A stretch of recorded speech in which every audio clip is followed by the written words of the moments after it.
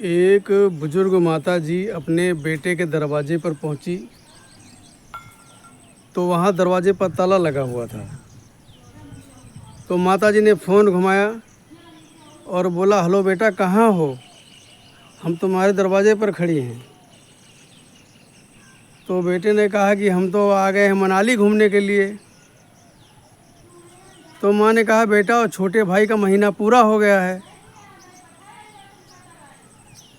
तो बड़े भाई ने बोला कि महीना पूरा हो गया तो क्या, अभी अभी हम कल ही तो आए हैं। अभी छोटे वाले भाई के पास 10 दिन और रह लो, हम 10 दिन बाद आएंगे। तो माता जी ने कहा, बेटा, वो तो उनका महीना पूरा हो गया। उन्होंने बोला, बड़े भाई के यहाँ चले जाओ, और हम भी बच्चों को लेकर घुमाने जा रहे हैं। तो भी बच्चों को लेकर घूमने चले गए। तुम जल्दी आ जाओ। बड़े बेटे ने झल्ला करके बोला कि माता जी, तुम्हारे चक्कर में अपने बच्चों को कहीं ना घुमाए क्या? तुम्हारे पीछे अपनी ज़िंदगी बर्बाद कर दें।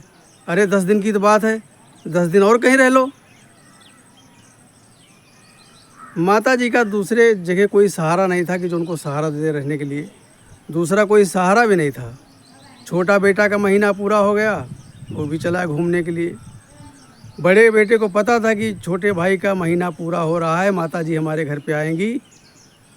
वो एक दिन पहले निकल लिया। माता जी के दिमाग में कुछ नहीं आया, एकांत में बैठकर रोती रही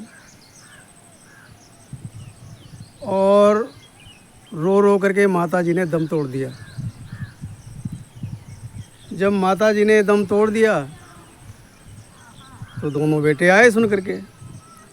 वो तो आना ही था भाई, माँ का मरने की खबर सुनकर उनको तो आना ही था। देखो, जो जिंदा होते हैं ना, जो जिंदा होते हैं वही बोझ होते हैं। मरने के बाद तो सोचते चलो बोझ ख़त्म हो गया भैया। अगर घर का बुजुर्ग मर गया तो समझो बोझ ख़त्म, और घर में बुजुर्ग जब तक ज़िंदा है तो बेटे के ऊपर समझो बोझ लदा हुआ है। तो ये है, देखो आज की औलादें ऐसी हैं कि इनकी सोच को क्या कहें। इतने समझदार हैं कि माँ बाप को भी बांट लेते हैं। माँ बाप की संपत्ति तो बांटते हैं, माँ बाप को भी बांट लेते हैं। पिताजी छोटे वाले के पास रहेगा, माताजी बड़े वाले के पास रहेंगी, या ये छोटे वाले के पास रहेंगे, ये बड़े वाले के पास रहेंगे। माँ बाप को बांट लेते हैं, बहनों के टुकड़े कर लेते हैं। छोटी वाली को हम मंगाएंगे, बड़ी वाली को तुम मंगाना। क्या हो गया इन औलादों को? अरे संपत्ति का बंटवारा कर रहे हो, रिश्तों का भी बंटवारा कर रहे हो।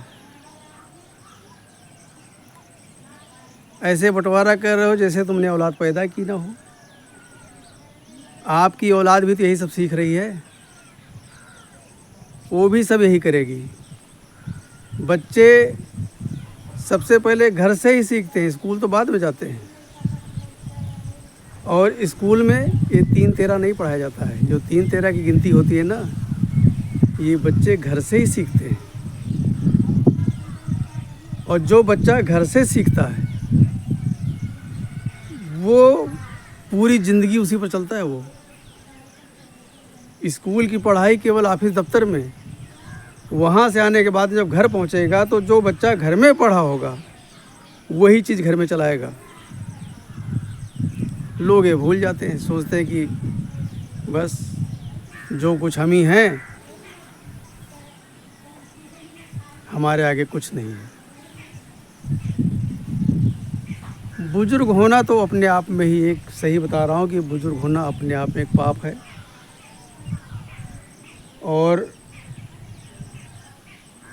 बुढ़ापा नहीं आना चाहिए। मैं तो कहता हूँ कि जब तक हाथ पैर चल रहे हों, आप स्वयं कुछ करके खा सकते हो, तब तक आप जिंदा रहो। नहीं, ऊपर वाले से दुआ करो कि प्रभु जगह दे दो हमें, अब यहाँ इस दुनिया में दिल लगता नहीं।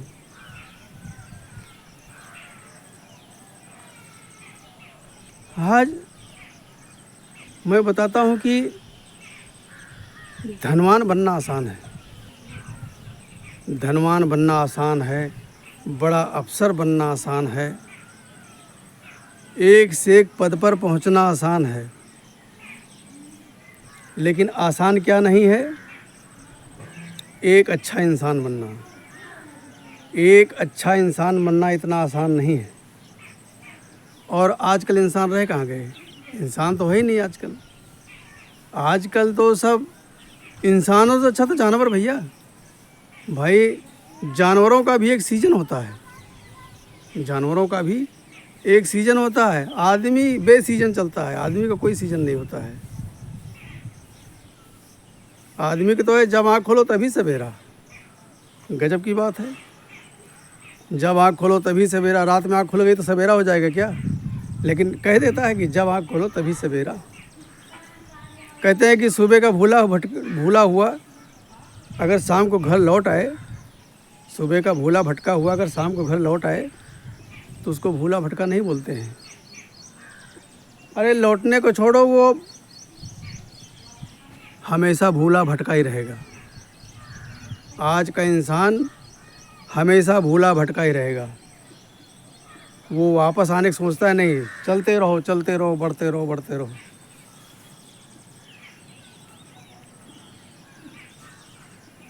अगर इंसान अच्छे होते, संस्कारी होते, थोड़ा विवेक होता कि भाई ये समय हमारे ऊपर भी आएगा, तो आज बुजुर्गों की दुर्दशा नहीं होती।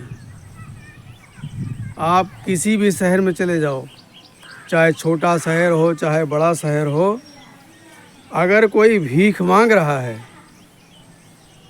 तो वो 55-60 साल से ऊपर वाला ही भीख मांग रहा है। मैंने देखा है कि 90-90, 95-95 साल के आदमी सड़कों पर घर घर में भीख मांग रहे हैं।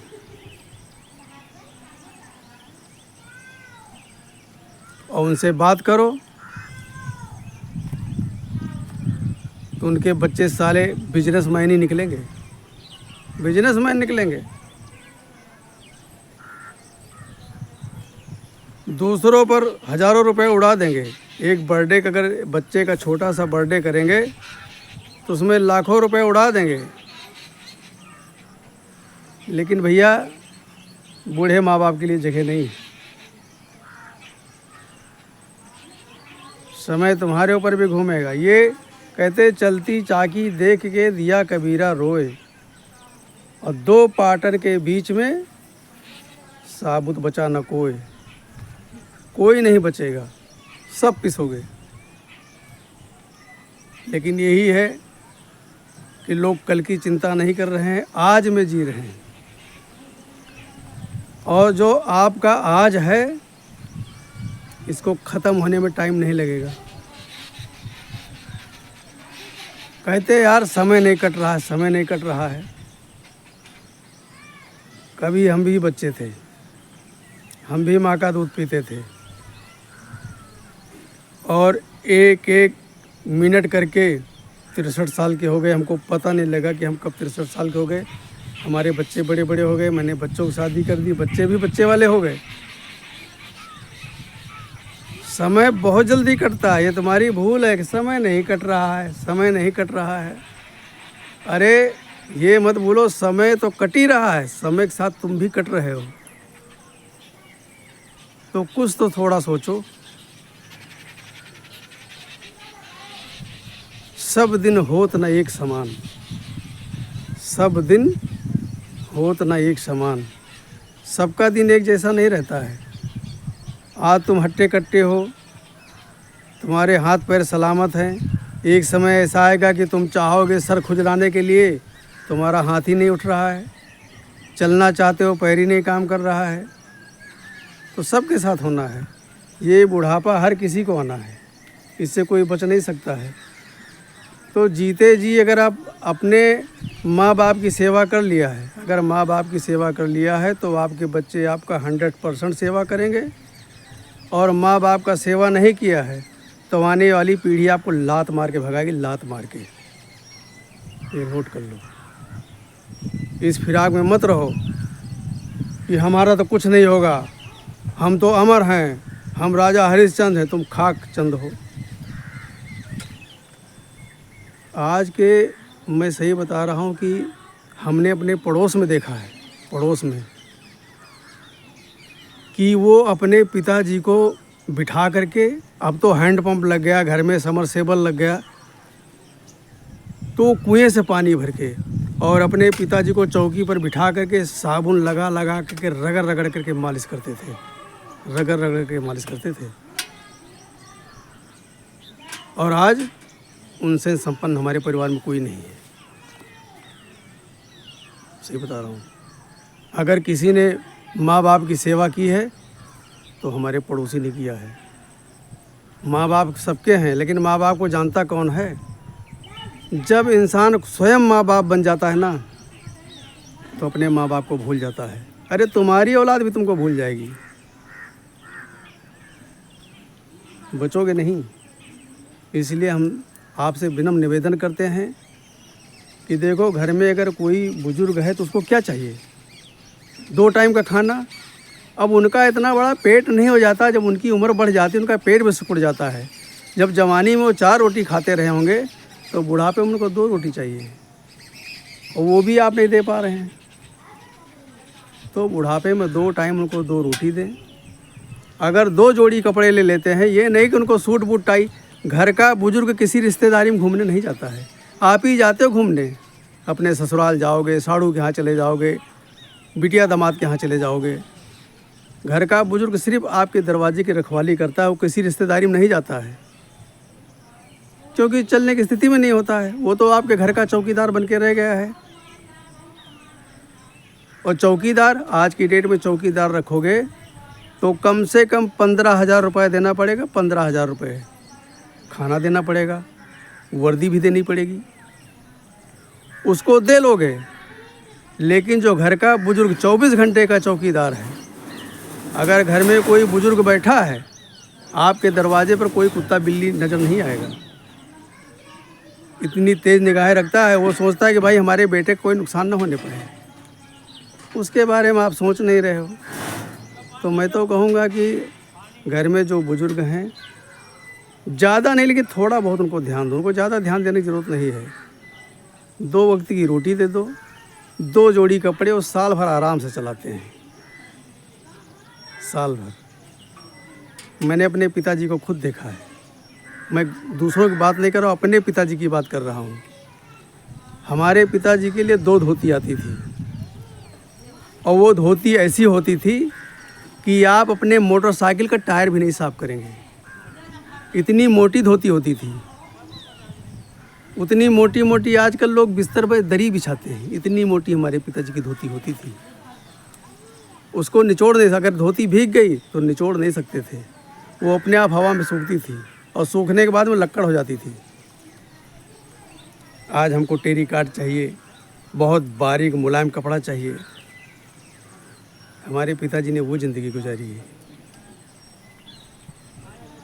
तो बुज़ुर्गों का थोड़ा बहुत ध्यान दो, ज़्यादा ध्यान देने की ज़रूरत नहीं, थोड़ा बहुत ज़रूर ध्यान दो।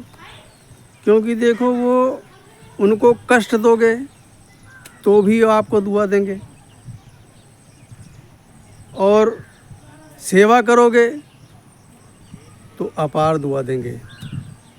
मैं बताता हूँ कि माँ बाप जो दुआ दे जाते हैं ना, उस दुआ को ईश्वर भी नहीं काट सकता है, नकार सकता है। और मैं तो सीधी बात कहूँगा